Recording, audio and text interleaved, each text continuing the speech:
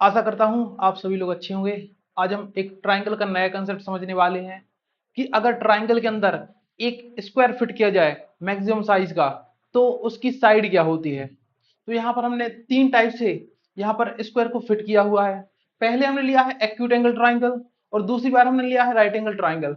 जो right angle triangle है उसमें हम दो दो टाइप से जो स्क्वायर है उसको फिट कर सकते हैं। तो हर एक टाइप में जो स्क्वायर की साइड होगी उसकी लेंथ के हम कैसे निकालेंगे, ये हम यहाँ पर समझने वाले हैं। देखो, आपको लग रहा होगा सर यहाँ पर आपने एक ट्राइंगल मिस कर दिया है जो कि ऑब्ट्यूस एंगल ट्राइंगल है। ऑब्ट्यूस एंगल ट्राइंगल कुछ ऐसा होता है कि यहाँ पर कुछ ये इस प्रकार से होता है। तो इस वाले ट्राइंगल में हम स्क्वायर को फिट नहीं कर सकते, या कर लेते हैं तो उसकी साइड नहीं निकाल सकते। क्यों नहीं निकाल सकते ये मैं आपको आगे बताऊंगा। तो हम शुरुआत करते हैं फर्स्ट ट्राइंगल से जो कि एक्यूट एंगल ट्राइंगल है। देखो, इस ट्राइंगल का जो बेस है हमने लिया है एक्स और इसकी हाइट हमने ली है एच। अगर हमें स्क्वायर की साइड निकालनी है तो हमें सिर्फ हाइट और बेस की जरूरत पड़ती है इसमें। और इसमें हम जो ट्राइंगल की साइड निकालते हैं वो सिमिलैरिटी का यूज करके निकालते हैं। और सिमिलैरिटी को मैं आप लोग को पहले थोड़ा बता देता हूं कि जैसे मान के चलो, ये तो अपने पास दो ट्राइंगल हैं, ये दो ट्राइंगल हैं।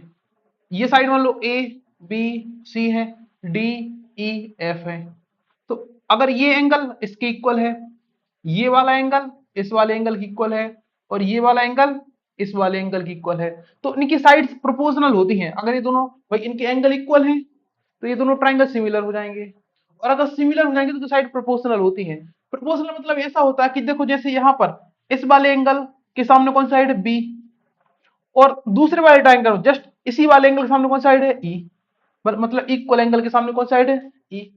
इसमें भाई इस वाले एंगल के सामने कौन साइड है, सी। इस वाले में जस्ट इसी वाले एंगल के सामने कौन साइड है, एफ इज इक्वल टू, इसमें इसके सामने कौन साइड है, ए। भाई इस वाले ट्राइंगल में ये तीन वाले के सामने कौन साइड है, ए। इसमें तीन वाले के सामने कौन साइड है, तो डी है। तो ये इस प्रकार से होता है कि अगर दो ट्राइंगल सिमिलर होंगे तो उनकी साइड प्रोपोर्शनल होती है। इसी का हम यहाँ पर यूज करेंगे। देखो, यहां पर अगर हम देखें तो ये जो हाइट है ये तो भाई परपेंडिकुलर होती है। अगर स्क्वायर है तो ये जो लाइन है इसकी जस्ट पैरेलल होगी। तो यहाँ पर परपेंडिकुलर है तो यहाँ पर भी मतलब यहाँ पर 90 डिग्री है तो यहाँ पर भी 90 डिग्री होगा। इसकी साइड अगर स्क्वायर की साइड टी है और ये पूरी एच है और ये इतनी टी है, तो ये बचेगी हमारी एच माइनस टी। ये बचेगी एच माइनस टी।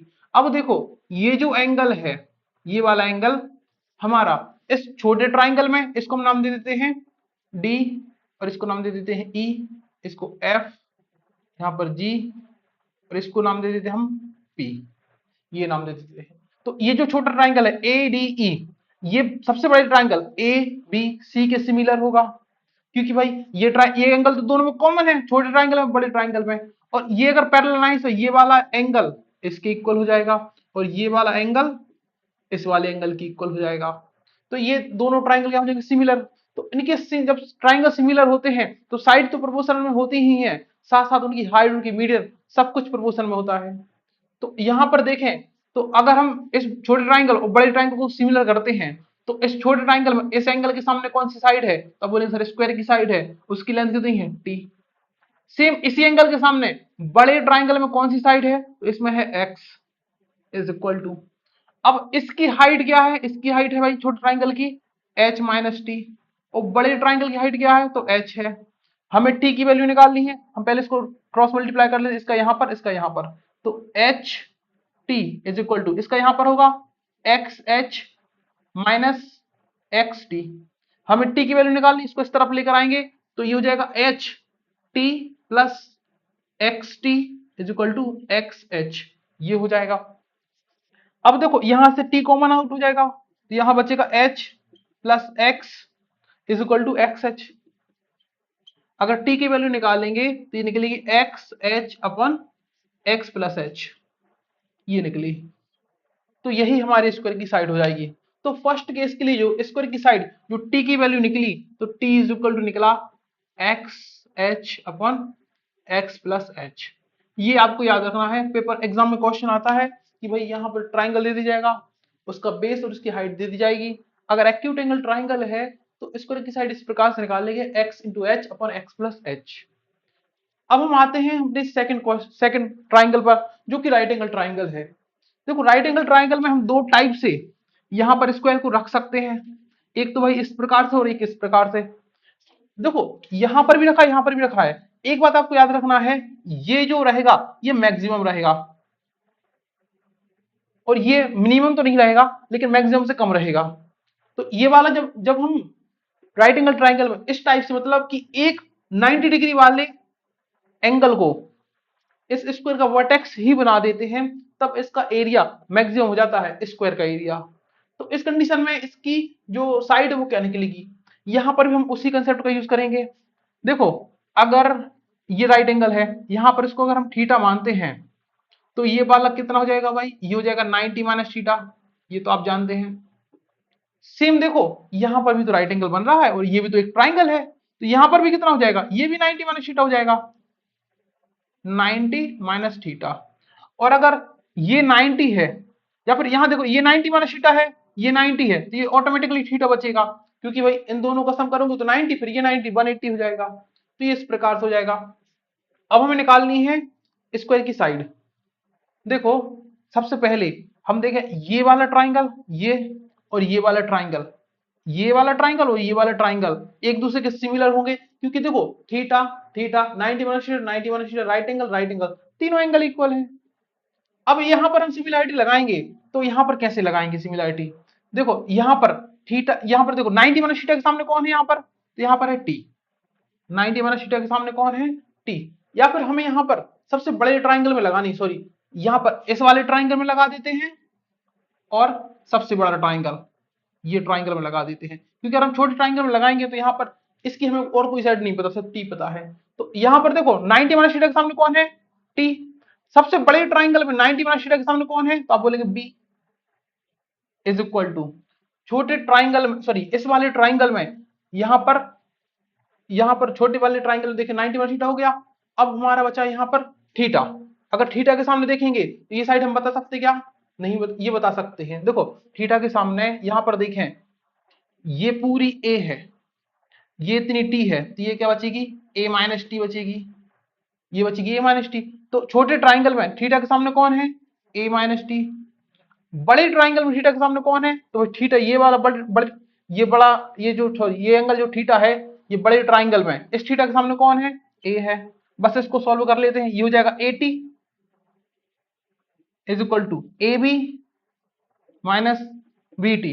हमें टी की वैल्यू निकालनी है, बी को इस तरफ लाना, बी टी को इस तरफ लाएंगे, और जैसे इस तरफ लाएंगे तो यहाँ पर टी कॉमन आउट हो जाएगा, बचेगा a plus b is equal to A B. तो टी इज इक्वल टू हो जाएगा a B upon A plus b. तो ये हमारा जब राइट एंगल ट्राइंगल में हम मैक्सिमम साइज का स्क्वायर रखेंगे, तब उसकी ये साइड निकल के आ गई। यहां पर टी इज इक्वल टू निकला A B upon A plus B, ये निकला। अब देखो यहां पर आपको सिमिलर जैसा लग रहा होगा, ये तो सेम सेम निकला। यहाँ पर देखो साइड का अंतर है, लेकिन ये बेस है ये हाइट है, यहाँ पर ये दोनों क्या है, एक बेस एक हाइट है, लेकिन ये अलग अलग चीज है, ठीक है। ये राइट एंगल ट्राइंगल में है, ये एक्यूट एंगल ट्राइंगल में है, तो ये इस प्रकार से निकलेगी। अब लास्ट ट्राइंगल और देखते हैं, जब हम इसको मैक्सिमम साइज पर नहीं रखेंगे, मतलब राइट एंगल ट्राइंगल में हम हाइपोटेनस को बेस मानकर, इसको बेस मानकर यहां पर एक स्क्वायर रखेंगे, तो पहली चीज यहां पर ये दोनों पैरेलल हो जाएंगे, ये हो गया। अब ये हमने यहां से भाई यहां पर राइट एंगल था, इससे यहां को परपेंडिकुलर डाला है, इस परपेंडिकुलर लेंथ को हम P मान लेते हैं, इस परपेंडिकुलर की लेंथ को P मान लेते हैं। अगर आपको पता हो कि जैसे हमारे पास एक राइट एंगल ट्राइंगल है, ये इस प्रकार से है, यहां पर राइट एंगल है, और अगर हम सामने साइड पे परपेंडिकुलर डालते हैं, ये A है, ये B है और ये C है, तो जो P इज इक्वल टू होता है वो होता है A B upon C. P is equal to होता है ए बी अपॉन सी। अब ये क्यों होता है, मैं शॉर्ट बता देता हूं आपको, क्योंकि देखो यहां पर अगर ये राइट एंगल ट्राइंगल है तो एरिया हर केस में इक्वल होना चाहिए। हर केस मतलब क्या, अगर हम इसको बेस इसको हाइट माने तो एरिया होगा 1/2 ए बी। अगर हम इसको हाइट मानते हैं इसको बेस मानते हैं तो 1/2 सीपी, ये हो जाएगा, और 1/2 से 1/2 cancel out, C sorry P is equal to हो जाएगा ए बी अपॉन सी। इस प्रकार से होता है। तो ये आपको ध्यान रखना कि अगर राइट एंगल ट्राइंगल में राइट एंगल वाले वर्टेक्स से सामने वाले साइड हाइपोटेनस पर परपेंडिकुलर डालते हैं तो P इज इक्वल टू होता है ए बी अपॉन सी। ये यहां पर सी, ये वाली छोटी वाली साइड है सी, स्मॉल सी है, तो इसका हम यूज करेंगे यहां पर। सबसे पहले ये देखो यहाँ पर कौन कौन से ट्राइंगल यहाँ पर सिमिलर होंगे और जिनका हम यूज कर सकते हैं। यहाँ पर देखो ये राइट, ये वाला ट्राइंगल, बेसिकली हमें ये ट्राइंगल दिखना है, और सबसे बड़ा ट्राइंगल ये वाला, ये दोनों सिमिलर होंगे क्योंकि ये वाला एंगल कॉमन आउट, और ये वाला एंगल इसके इक्वल हो जाएगा, और ये वाला एंगल इस वाले एंगल की इक्वल हो जाएगा। फिर यहाँ पर 3, 2 से ही काम चल जाएगा। ये अब दोनों अगर सिमिलर हैं तो इनमें हम लगा देते हैं। देखो अगर ये पूरा P है और इतना यहां से यहां तक T है तो ये बचेगा P minus T, P minus T, ये वाली साइड बचेगी P माइनस टी। तो सबसे पहले भाई राइट एंगल के सामने यहां पर कौन है, तो आप बोलेंगे सर ये तो T है, स्क्वायर की साइड, यहां पर राइट एंगल सामने ये स्क्वायर की साइड है। बड़े वाले ट्राइंगल में कौन है, तो C है, इज इक्वल टू, आगे चलेंगे यहां पर इसकी हाइट क्या है, P माइनस टी है, अपॉन बड़े वाले ट्राइंगल की हाइट क्या है, P है, ये है। अब इसको अपन सॉल्व कर लेते हैं, ये हो जाएगा PT is equal to CP minus CT। देखो PT is equal to CP minus CT हो जाएगा, इसको इस तरफ लाएंगे तो ये P इज इक्वल टू हो जाएगा, देखो यहां पर लाएंगे तो T कॉमन आउट हो जाएगा, यहां बचेगा P plus C is equal to PC हो जाएगा, और T इज इक्वल टू निकलेगा PC upon P plus C। लेकिन अभी पूरा नहीं हुआ क्योंकि जो हमें हाइट सॉरी जो स्क्वायर की साइड चाहिए वो P के फॉर्म में नहीं चाहिए, हमें A और B गिवन होते हैं, A B और C गिवन होते हैं तो उस फॉर्म में चाहिए है। तो T इज इक्वल टू, देखो P की वैल्यू हमें पता है, P की वैल्यू क्या है, AB अपॉन C, तो AB अपॉन C इंटू ये वाला C as it is upon यहां पर क्या है P प्लस C, P की वैल्यू क्या है A B अपॉन C प्लस का C। अब यहां पर एलसीएम लेंगे तो नीचे वही ये हो जाएगा, C एलसीएम आ जाएगा और यहां पर C स्क्वायर हो जाएगा प्लस का C स्क्वायर, ये C। अब इस C से ये कैंसिल आउट हो जाएगा तो ऊपर बचेगा AB C अपॉन यहां बचेगा AB प्लस C स्क्वायर, ये बचा।